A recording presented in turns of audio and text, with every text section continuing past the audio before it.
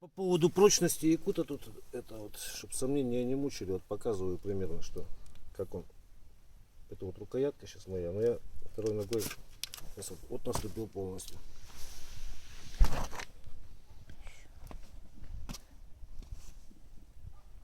Отойди подальше. Уж полностью стоит. Короче, вот. Он у меня вот как был кривой, короче, его повело немного, так и остался немного.